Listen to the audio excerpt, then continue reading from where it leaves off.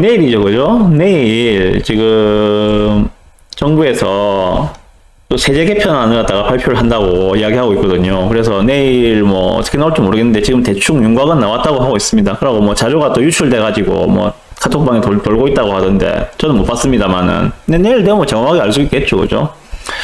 일단, 종부세에 대해서 이야기가 나와서 이것만 간단하게 말씀드릴게요. 해당 안 되시는 분들이 많으실 거기 때문에 종부세에 대해서는 물론 해당 되시는 분도 있겠지만은 종부세 과세 기준을 주택수에서 금액으로 바꾼다고 합니다. 완화죠. 정부가 종부세 과세 기준을 주택수에서 가액으로 바꾼다. 이에 따라 문재인 정부 때 시작된 다주택자 대상 종부세 중과세율은 새 정부에서 폐기 수순을 밟게 됐다라고 하고 있습니다. 보시면 조금 구체적으로 현재 다주택자 조정지역에 2개 이상만 가지고 있는 사람도 다주택자죠, 그죠?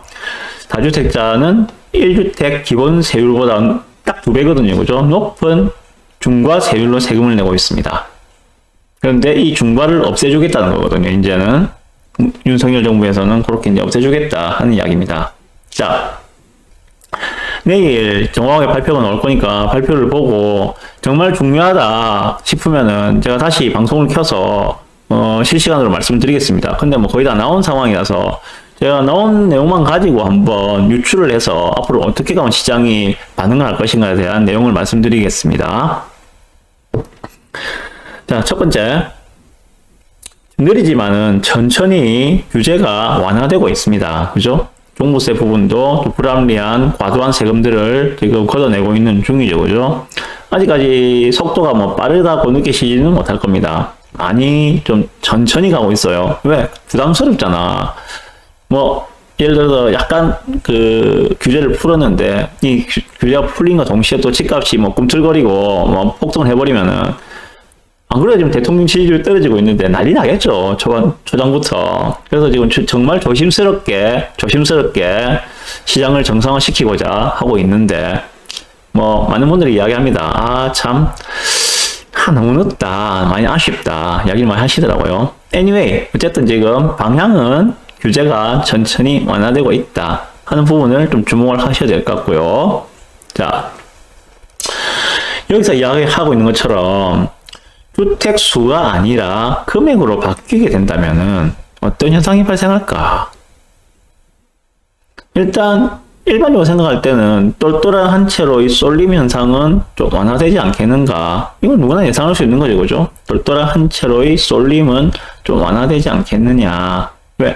보유세에 대한 종부세에 대한 부담이 뭐 한 채를 가지나 두 채를 가지나 세 채를 가지나 총 전체 가액으로 공시 가지고 그죠? 공시 가액 합친 걸로 결정이 되기 때문에 이전에는 예를 들어서 공시가 20억짜리 똘똘한 한 채를 가진 사람하고 좀 덜 똘똘한 공시가 10억짜리 두 채를 가진 사람하고 종부세를 비교했을 때 덜 똘똘한 두 채를 가진 사람이 종부세를 더 많이 냈잖아요, 그죠? 그러니까 똘똘한 한 채로 쏠림이 있었는데 이렇게 된다면은 똘똘한 한 채로의 쏠림은 이제는 조금 완화되지 않겠는가 하는 생각이 듭니다. 자, 그러면은 앞으로 좀 어떠한 전략을 선택을 해야 될까? 이 부분에서 이건 완전히 제 생각입니다. 제 뇌피셜인데 좀 덜 똘똘한 두 채, 덜 똘똘한 세 채, 뭐 이런 전략이 먹히는 시기가 오지 않겠는가 하고 생각을 해봅니다. 요까지 제가 좀 깊이 있게 그 시나리오나 이거 부분들을 고민 안 해봐서 그냥 드리는 말씀입니다. 그렇지만 똘똘한 한 채로의 쏠림 현상은 좀 완화될 것 같다. 그러면 그렇다고 해서 뭐 완전히 좀 못난이들 갖다가 뭐 5개, 10개 이렇게 늘어놓는 것보다는 아마도 덜 똘똘한 두 채, 덜 똘똘한 세 채 이런 식으로 좀 압축하지 않겠는가 하는 생각이 들어요. 망고 제 뇌피셜입니다. 그리고 그럼 덜 똘똘한 두 채, 뭐 덜 똘똘한 세 채라고 했을 때 그게 하나가 있는데 하나를 더 산다고 했을 때 그러면 그 지역은 어디가 될까? 일단 취득세 부분에서 좀 자유로운 지역이어야 되겠죠, 그죠? 비규제 지역이어야 되겠죠.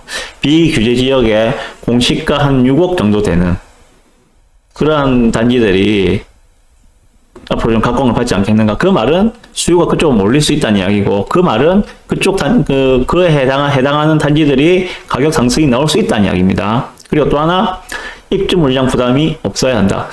다 정리해서 말씀드리면, 비규제이어야 하고, 향후에 입주 물량 부담이 없는 곳이어야 하고, 세 번째로, 그 지역에서 공시가 한 6억 정도, 그럼 시거래가로는 한 8억 정도 될 겁니다. 그 정도의 주택들이 각광을 받지 않겠는가 하는 게 제 생각입니다. 방금 말씀드린 그 조건에 맞는 지역이 어디일까 한번 생각을 해보셔야 됩니다. 저번 시간에 제가 말씀드렸던 창원 성산구에서 비규제 지역이 3개 동이 있다고 말씀드렸습니다. 창원 성산구는 경남 내에서 유일하게 조정지역입니다. 그런데 이전에 의창구에서 성산구를 편입되면서 이번에 규제가 풀리면서 이번에 조정지역이 성산구가 되었지만 규제가 풀린 지역이 3군데가 있습니다. 앞에 방송을 돌려보세요. 제가 자세히 말씀드렸습니다. 거기는 비규제거든요.